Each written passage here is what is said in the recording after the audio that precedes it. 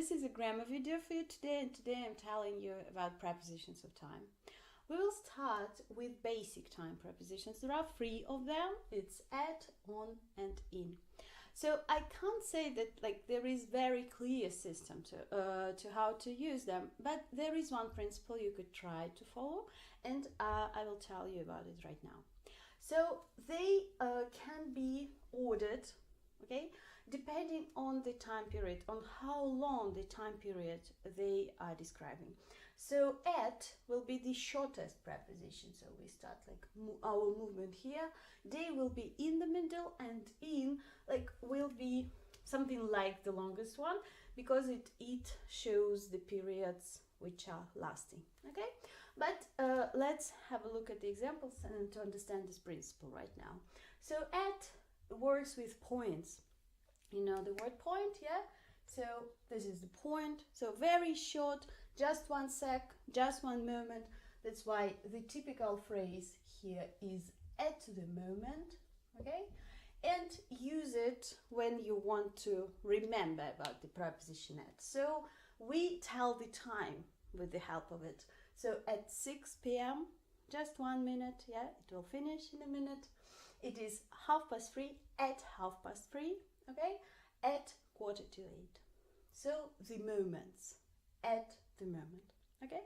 We also use at with abstract names and the names of the holidays, for example, or the names of the events, something which is not material, which is not time long, but it is just the name. So I want to say about the holiday in spring, so I will say at Easter, at Christmas, and so on, when you just use the name, the abstract name, without any length.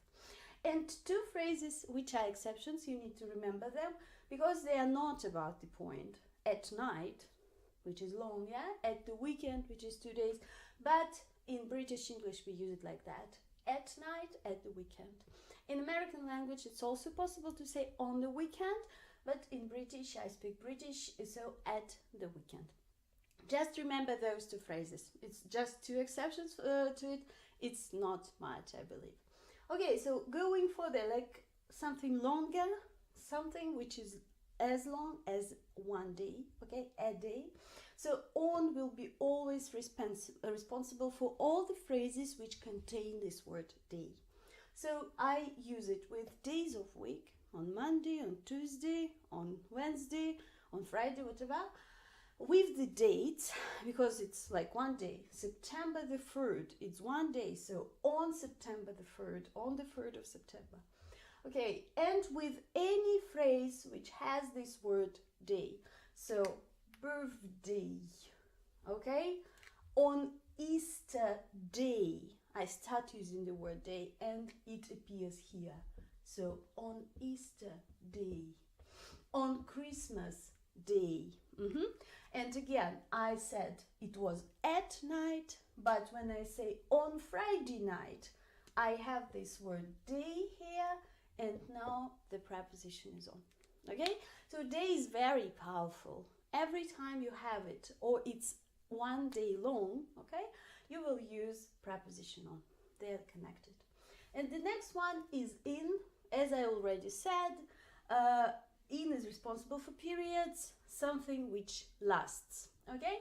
So it could be parts of the day, because morning, yeah, from 6 o'clock till midday, yeah? So in the morning, in the afternoon, in the evening. They are periods of the day, that's why we use in with them. And only we say at night, okay? Because it is the exception. I hope you remember. Okay, so periods, months, in May, in June, in September, in October, years, okay, quite a long period, in 2005, okay, seasons, in spring, and so on and so on. Any length, but if it's a period, if it includes many elements, so you will use the preposition in. But again, remember that on here is very powerful. It means that when I want to say on Friday morning, I make a new phrase, and this phrase now has this word day in it, okay? So it changes. on Friday morning. In the morning, but on Friday morning. Please remember the principle so we can say that on is the most powerful here. Okay? So, point, day, period. At, on, in. Okay? So make as many examples for yourself to remember as possible and follow the principle all the time. Okay? And now I need to say about some exceptions, because there are some words which never use these prepositions. And it will be, first of all, when you form the phrases and you say next year. I know in many languages I would say something like in the next year or something, you would use the preposition. We don't do that in English, okay? So next, this, last, and every. Remember these 4 words and never use the preposition before them. I do it every day. I did it last year. Okay, I'm going on holiday next month without any preposition. Okay, and we also don't use them before these adverbs like today, tomorrow, yesterday. They are just one word. And yes, they have this word day, but they don't use the preposition. So I will see you tomorrow. Okay, we say it every day and something like that. Okay, and now the combinations. When you want to say about something, how often you do things, okay? And you form this phrase with the time period. For example, I do it once a month. I know that many of my students always want to say like once in a month or something like that, translating from their own language. It is not correct. So once a month. You just use the article a and that's enough if your period is one element, so to say. If you want to say the plural period, you will say once every 2 months. So you can't use a anymore because it's plural, yeah? But still you can't use the preposition either. So once a month, once every 2 months. So for example, I do it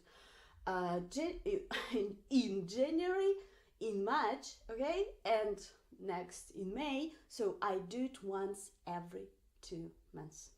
Okay, so this is the principle, and remember, no preposition before next, this, last, and every, today, tomorrow, yesterday, in phrases of how often, okay. At is responsible for points and moments, on is responsible for days, and in is always responsible for periods. So that's the basic principle, and I hope it's a clear system which you can use for your basic time prepositions. And next time I will tell you about intermediate time prepositions, like more complex ones. Thank you.